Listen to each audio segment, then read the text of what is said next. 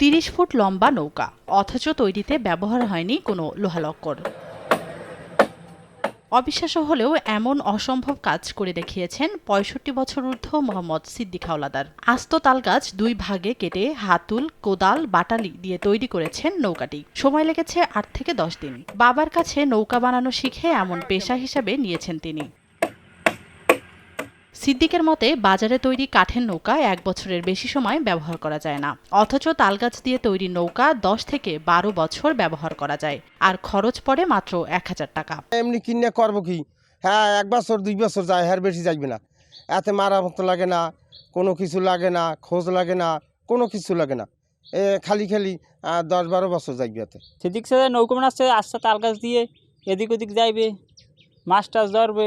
পিরোজপুরের মাঠবাড়িয়া উপজেলার বাঁশবুনিয়া গ্রামে 40 থেকে 50 বছর ধরে এ ধরনের নৌকা বানিয়ে যাচ্ছেন সিদ্দিক।